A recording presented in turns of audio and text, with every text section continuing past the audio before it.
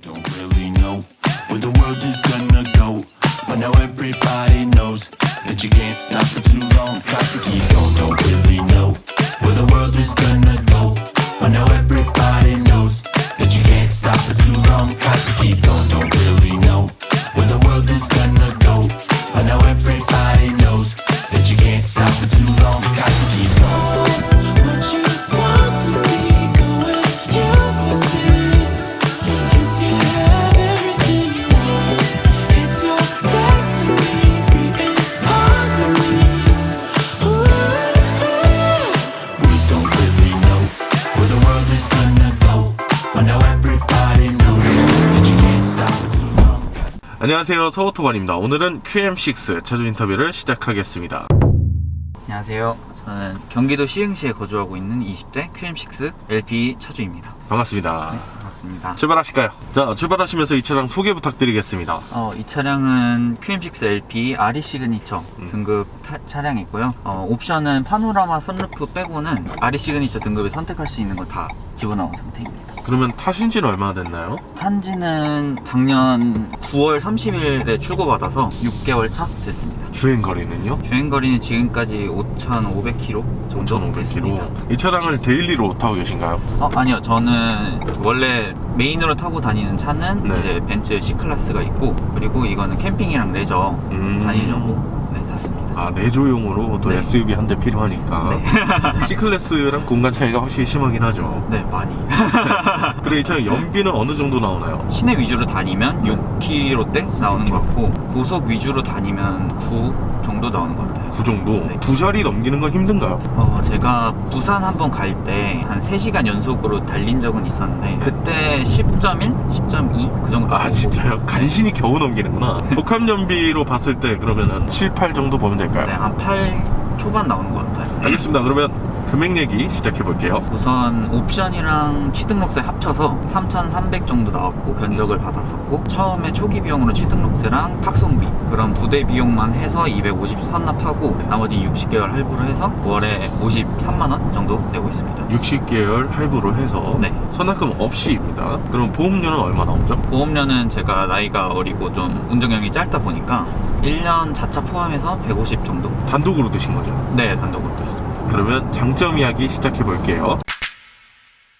제일 큰 장점이자 제가 이 차를 산 이유인데, 네. 가성비를 뽑을 수 있을 것 같아요. 일단 이 차량 금액이 3,300이라고 말씀드렸는데, 이 정도 옵션으로 동급 차량 투싼이나 기아 스포티지 맞추려고 하면 하이브리드 기준으로는 한 3,500이 그냥 넘어버리고, 그리고 사이즈로 봤을 때 이제 소렌토나 산타페를 갔을 때는 4,000 정도? 그거 대비해서는 공간성이랑 가격 대비해서 가성비가 좋은 것 같습니다. 아무래도 공간이 크다 보니까 공간으로 봤을 때는 소렌토랑 산타페랑 비교를 하잖아요. 네. 그럼 옵션 중에 어떤 옵션이 가장 마음에 드세요? 사실 옵션은 마음에 드는 옵션은 없습니다. 그래요? 알겠습니다. 그럼 또 다음 장점 어떤 거 있나요? 정숙성을 뽑을 수 있을 것 같아요. 이 차가 이제 엔진이 LPG이다 보니까 그냥 저 개인적으로 느꼈을 때는 하이브리드랑 정숙성이 비슷하다? 이게 뭐 이중접합 요리가 들어가 있다든지 그런 거는 아닌가요? 앞좌석까지는 이중접합이 들어가는 걸로 알고 있기는 한데, 네, 그런 것 감안하더라도 아무래도 연료 특성상 좀 더 조용한 게 있지 않을까. 그러면 또 장점 어떤 거 있나요? 되게 소소한 장점이고 저는 안 보이는 건데, 아우디 차주분들 나오셨을 때도 깜빡이를 되게 잘 켜신다 말씀하셨었잖아요. 이 차량도 뒤에 이제 무빙 턴 시그널이 있다 보니까 괜히 좀 키는 그런 게 있는 것 같습니다. 전면 쪽은 아닌가요? 그럼? 네, 전면은 그냥 LED고. 뒤쪽만? 네. 그러면 또 다음 장점 어떤 거 있나요? 다음 장점은 현행 스포티지랑 투싼은 워낙 넓게 나와가지고 이제는 좀 비슷해지긴 했는데, 이 한 세대 전까지만 해도 길이는 거의 구형 산타페랑 소렌토랑 비슷했었고, 그 다음에 이 폭만 스포티지랑 투싼이랑 비슷해서 공간이 아무래도 원래 세단을 타다 보니까 이 공간에서 느껴지는 게 매우 컸던 것 같아요. 트렁크 공간도 나름대로 좀 큰 편인가요? 여행 캐리어 네. 큰 걸로 3개 정도까지는 넉넉하게 들어갔고, 보스턴백 3개 정도 네. 더 든 것 같아요. 여행 갈 때 직접 네. 넣어보신 거죠? 네. 골프 치시나요 혹시? 네, 골프 칩니다. 골프백 어느 정도 들어가나요? 몇 개 정도? 이게 가로로는 안 들어가고 대각선으로 쌓았을 때 4개 정도까지 들어갔어요. 대각선으로는 4개까지 가능하다. 폭은 확실히 좁은가 보네요. 그러면. 네, 폭은 거의 세단이랑 비슷한 것 같아요. 공간이 장점이다. 그럼 또 다음 장점 어떤 거 있나요? 장점은 요게 끝인 것 같아요. 단점이 더 많은가요? 그럼? 네, 훨씬 많은 것 같아요. 알겠습니다. 그러면 단점으로 한번 넘어가 볼게요. 제일 큰 단점은 르노 삼성이다. 아, 제가 개인적으로는 이제 현대 기아 차를 좋아하고 다른 기업들도 다 장점이 있으니까 좋아하는데 르노 삼성은 저는 개인적으로 국산차도 아니고 외제차도 아니고 좀 애매한 것 같아요. 팔기는 국산차라고 이제 홍보를 하고 파는데 막상 서비스 센터나 네. 그런 부분에 있어서는 잘 돼 있지 않다 보니까 그렇게 느껴지는 것 같아요. 살짝 검은 머리 외국인 그런 느낌인가요? 네, 그런 느낌인 것 같아요. 알겠습니다. 그러면 또 단점 어떤 거 있나요? 힘이 너무 부족한 것 같아요. 제가 알기로는 140마력에 토크는 19.7로 알고 있는데 이 정도 사이즈를 끌고 가기에는 조금 부족하다는 느낌 많이 받았어요. 아무래도 제가 캠핑용으로 이 차를 좀 구매한 거다 보니까 산악지형을 많이 가는데 산악지형 오를 때마다 좀 느끼는 게 누가 뒤에서 이렇게 좀 땡기고 있는 느낌 많이 무거워해가지고 그게 좀 많이 단점인 것 같아요. 그러면 또 다음 단점 어떤 거 있나요? 원래 제 운전 습관이 그렇긴 한데 제동을 미리 밟는 편이에요. 근데 이 차량을 타게 되면서 그 거리를 더 길게 잡게 된 것 같아요. 많이 밀려요. 급제동을 절대 할 수 없는 브레이크? 앞차고 이 박을 좀 높다. 네. 좀 가장하자면 가장하자면 출력도 부족하고 제동력도 부족하고. 네. 그러면 또 단점 어떤 거 있나요? 르노 삼성 차주분들 다 이해하실 텐데 요 S링크 사용하는 게 너무 힘들어서 기본 내비는 절대 사용 안 하고 카플레이 연결해야 돼서 사용해야 되는 것 같아요. 공조 장치를 이용할 때도 보통 다른 차들은 에어컨이 버튼이 나와 있거나 요새 기아차는 터치이긴 해도 한 번 터치하면 바로 들어갈 수 있게 되어 있잖아요. 근데 이거는 전화를 킨 다음에 들어가서 온도를 조정하고 이런 식으로. 근데 굉장히 버벅거리네요. 네, 맞아요. 버벅거리는 것도 되게 심해요. 딜러님한테 여쭤보니까 앞으로 더 심해질 거라고. 더 심해진다고요? 네, 아무래도 기계니까 사용하다 보면 더 심해지는 건 당연한 거 알죠? 라고 말씀을 하시더라고요. 심지어 판매하시는 분께서도. 네. 그러면 또 단점 어떤 거 있나요? 후방 카메라 화질이 신식이 아니다 라는 느낌을 좀 많이 받아요. 세차를 하고 나서 봐도 조금 뭔가 껴있는 느낌? 안개 껴있거나 뿌옇게 이런 식으로 나오는 것 같아요.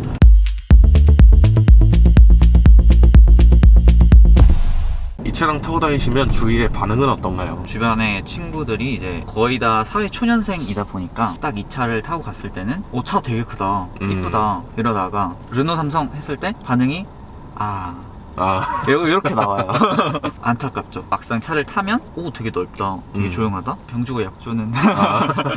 그럼 또 다른 질문 드려볼게요. 이 차량 구매하시기 전에 비교했던 차량 다른 건 없었나요? 저는 애초에 캠핑 목적으로 보고 있었고 그래서 SUV여야 했고 세컨카다 보니까 유지비가 저렴했었어야 돼요. 그래서 하이브리드로 원래는 보고 생각하고 있었는데 9월쯤에 반도체 대란이 그렇게 막 다 해소된 건 아니었는데 그래도 조금 국산차는 아직 4-5개월 기다려야 된다 했었고 계산을 해보니까 비싸기도 하고 그래서 중고로 알아볼까 했었는데 마침 지인분이 이 차를 추천해 주셔가지고. 그럼 또 다른 질문 들어볼게요. 후회하신 적 있나요? 네, 지금같이 오르막 오를 때 네, 후회 살짝 들어요.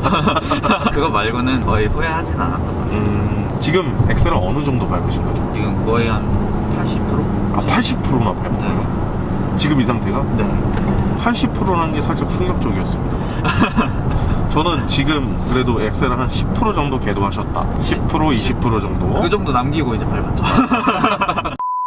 이 차량 구매를 고민하고 계신 분들이 구매하기 전에 참고해야 될 거 어떤 거 있나요? 제가 계속 말씀드렸지만 힘이 굉장히 부족해서 스포츠 드라이빙을 즐기시거나 답답한 거를 좀 싫어하시는 분들은 조금 많이 스트레스를 받으실 수 있을 것 같아요. 그러신 분들은 일단 QM6 LPG는 안 보시는 게 좋을 것 같고 추천드리는 분들은 아무래도 차 자체보다는 차가 주는 이미지보다는 가격 대비 공간, 실용성, 공간도 넓고 조용하고 그리고 그냥 무난하게 타기 정말 좋은 차다 보니까 그러신 분들한테는 좋을 것 같아요. 그러면 차주님께서 이 차량을 캠핑, 레저 활동을 위해서 구매하셨다고 하셨는데 네. 직접 차박이라든지 이런 걸 가시죠? 네네.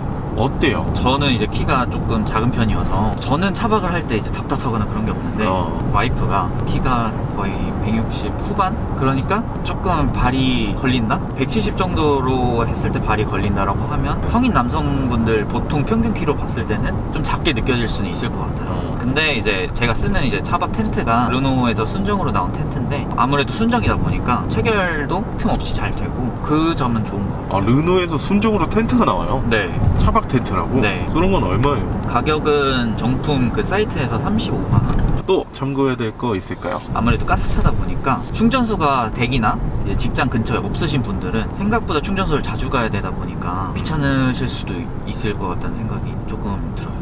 완충하면은 몇 킬로 정도 갈 수 있나요? 이게 연비에 따라서 조금 달라지긴 하는데 평균적으로 한 400km? 그러면 요즘 시세로 얼마 정도 충전해야 완충이 되나요? 집 근처에 있는 충전소가 리터당 1,075원 정도인데 제가 보통 한 4분의 1 정도 남았을 때 이제 충전소를 가는데 45,000원 정도 나오는 것 같아요. 알겠습니다. 그러면 이 차량 마지막 총평 부탁드릴게요. 정말 무난의 끝을 달리는 차인 것 같아요. 그러다 보니까 르노 삼성의 다른 차종에 비해서 나온 지도 오래되고 했는데 그나마 판매량이 유지가 되고 있는 이유를 알 것 같아요. 무난함의 끝판왕이다. 네. 정말 무난한 것 같아요. 네.